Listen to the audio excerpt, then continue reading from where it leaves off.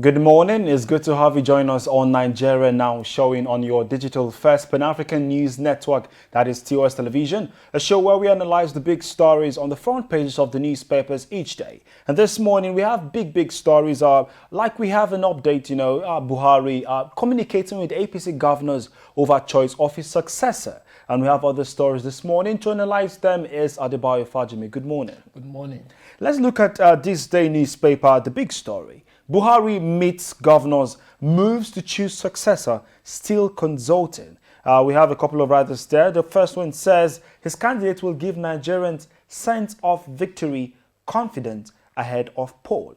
What do you make of his communication with the APC governors? Lies in the secret chamber of every good leader is the choice of a successor, and a leader without a successor who will carry on the legacy of that particular leader is not a leader, because you must be able, your legacy must be able to transcend your tenure in leadership. So, and that is what the president has made clear yesterday. The question that we just need to ask is if there is any legacy at all that somebody needs to carry, carry along after he might have left the office. That is rhetorical, and that is left for Nigeria to determine whether there is or not. So, but at the same time, you must, the president also needs to be very careful in terms of who is going to choose, who is going to anoint as the leader of the party, because this is a democracy, and it will not want to become a monarch in a democracy. So if he's choosing a candidate or somebody who he believes he has the credibility, he has the capacity to win election and to sustain the legacy he thinks he might have built over years, he must be in tandem with the position of the party. Especially, he or she must be somebody who has the capacity, and he must have shown leadership within the party and even to Nigerian. So he must be somebody who can convince the governors, because if president anoints a candidate, his structure alone will not deliver for the party.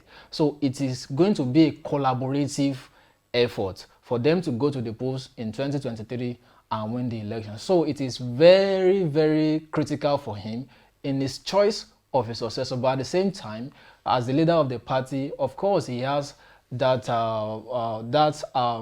prerogative to determine who succeed him. But at the same time, it must not negate the tradition of the party, and he or she must be somebody who can convince other party stakeholders, take them to the election and deliver for the party. All right, because I was going to say, in a democratic setting like the one we operate in, regardless of the choice of the president or whoever is in the office, on the choice of successor, it is the people that will eventually choose this person. Sure.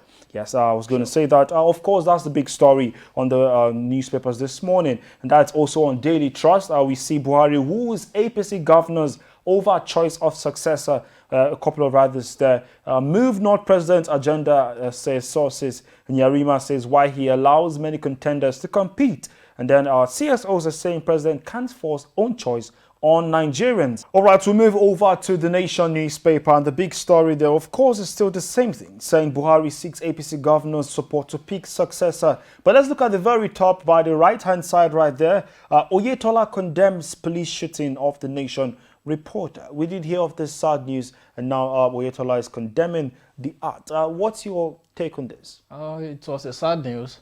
Toba Adediji is a colleague and a good friend of mine. He's a correspondent with the Nation's newspaper. It's very sad that we had what we had yesterday. And if you look at it, recently, extrajudicial killing has been incessant in Osun State. If you remember last year in June, we did a report here where one Said Olabumi was killed by one Sergeant Sergeant Adamu Gaba, if I'm not mistaken.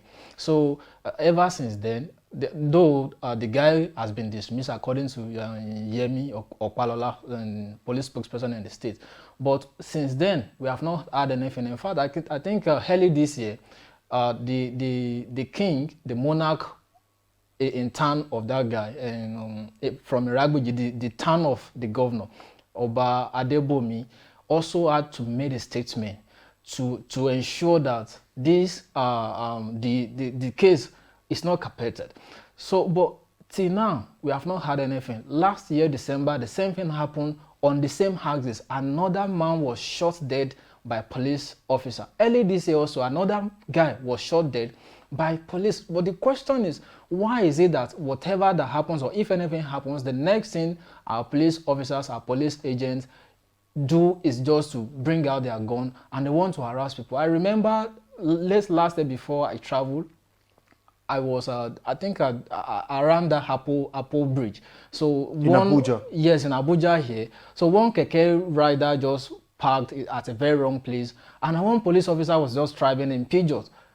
And the next thing the guy did, just to harass these guys, just to come out and bring out the gun, and was cocking the gun. The guy had to run away. So it has been a tradition. So I think the authority needs to start conducting mental check for a police officer, because if you are killing people lawlessly, in a very lawless manner, you do not expect the people, the friends and family of those people to just fold hands and be watching. Of course, there will be a protest. You have to trigger something, and that is why authority just need to come up and curb this habit, and curb this heart. And especially the governor must not always be condemning.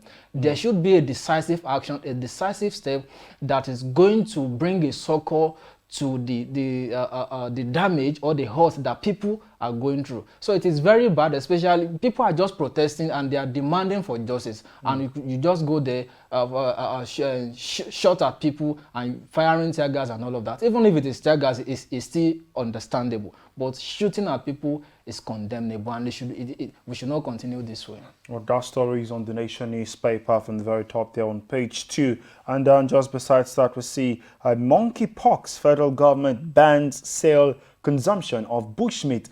That is on page 22 of the Nation newspaper. We move over to, of course, Leadership newspaper this morning. From the very top, PDP presents certification of return to Atiku today.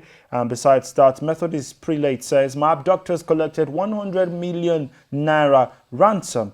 And then we see manufacturers' power generation cost jumps by 12.86% to 45.036 billion naira. That's coming from the Manufacturers Association of Nigeria. What's your take on this report and the statistics on this update? The outcome is very obvious. So it's what everybody can, or anybody can project.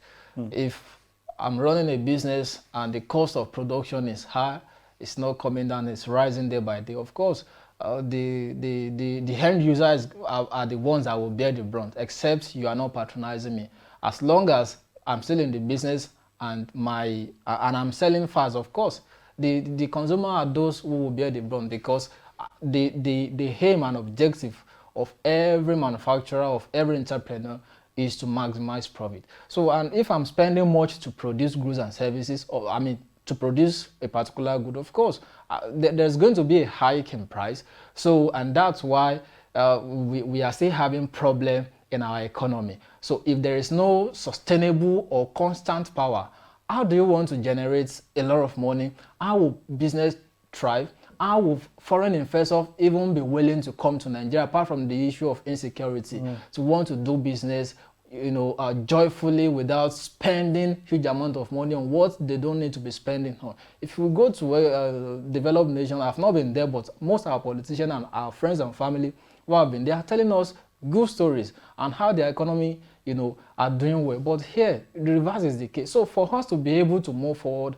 and to improve tremendously in the aspect of our GDP, the number one thing, or let me say one of the most important top priority should be how we can generate enough power. We should have constant power so that whoever is coming into business can do their business joyfully without any doubt or fear. All right, so that's on, of course, that newspaper right there. On The Guardian, the big story is Buhari's choice of presidential candidate unsettles APC governors. And that is from the very top there. We see malnutrition scares, price of eggs rises beyond average household. Then don't forget, you can always stay updated on our website, www.tostvnetwork.com, and our social media handle is at TOSTV Network on Instagram, Facebook, and Twitter. Many thanks, Adebayo, for joining us today. Thanks for having me. And thank you, viewers. We come your way again tomorrow, same time. My name is Merciful Ajinimo. Happy New Month. Have a wonderful day.